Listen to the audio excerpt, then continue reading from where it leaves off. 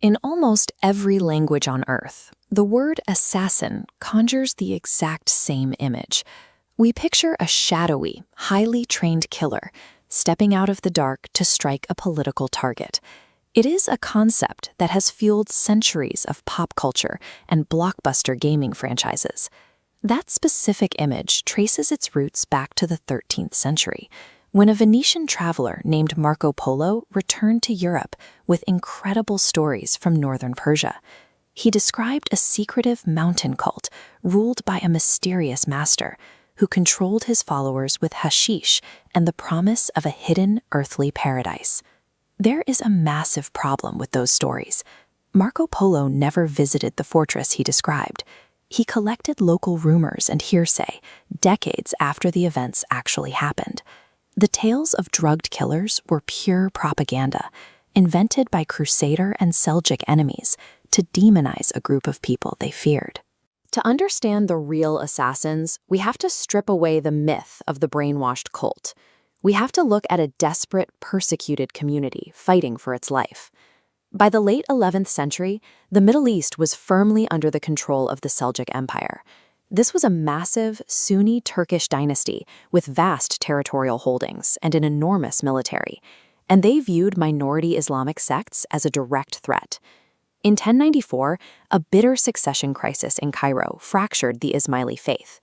The losing faction, the Nizari Ismailis, found themselves stranded deep inside hostile Seljuk territory, with no state to protect them, no standing army, and enemies on every side. Their leader, a brilliant strategist named Hassan-i Sabbah, realized they could not survive in the open. He led his followers into the remote, rugged terrain of the Alborz Mountains in northern Persia, targeting the blind spots where Seljuk military authority could not reach. He set his sights on Alamut Castle. Positioned on a narrow ridge over 2,000 meters above sea level and surrounded by sheer drop-offs, the fortress was virtually impossible to attack by conventional means. Hassan captured it completely bloodlessly, spending months secretly winning the support of the local population until the fortress quietly passed into his hands. Securing a high-altitude hiding spot solved their immediate crisis.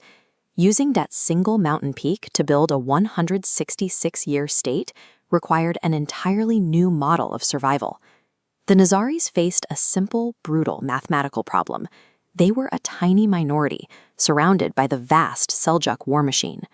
Meeting them in open battlefield combat meant total annihilation.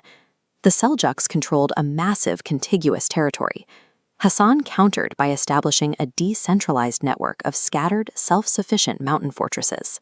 To project power without an army, they deployed fidais, highly trained operatives spending years in deep cover to reach deep into a hostile court. In 1092, a fidai successfully infiltrated the inner circle of Nizam al-Mulk, the powerful vizier of the Seljuk Empire. The operative waited patiently for his moment, eventually utilizing a close-quarters blade to eliminate the empire's most consequential political architect. Modern pop culture frames these assassinations as the work of deranged fanatics. The historical record shows highly calculated, asymmetric political strikes.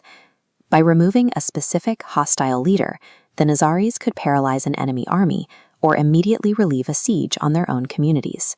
The violent external tactics of the fidais sit in sharp contrast to the internal reality behind the walls of Alamut.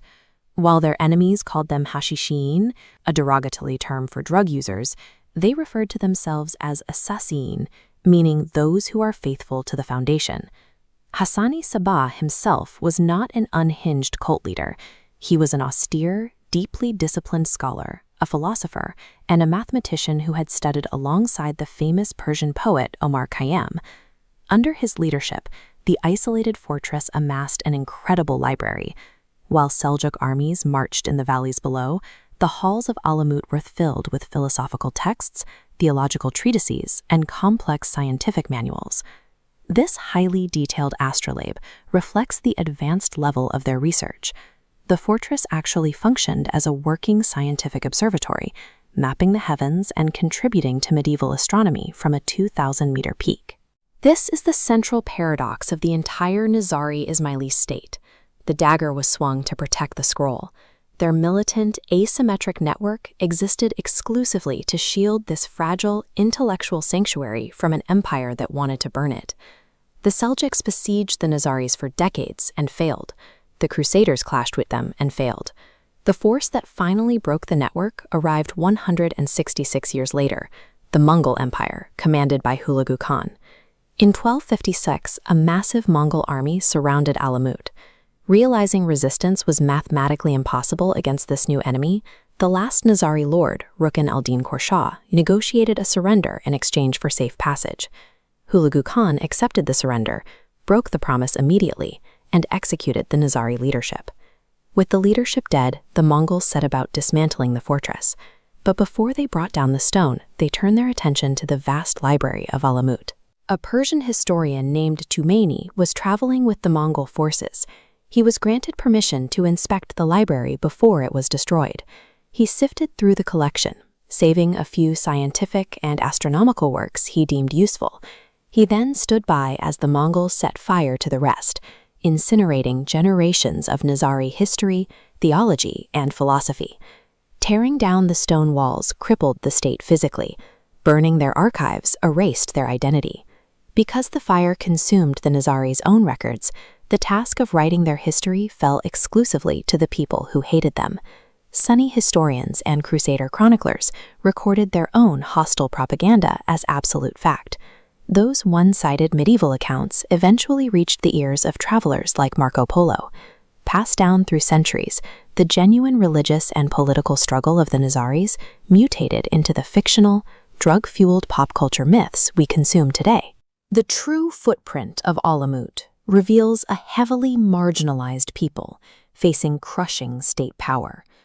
Through immense discipline, they engineered an advanced geographic network and utilized asymmetric strategies to ensure their own survival against impossible odds.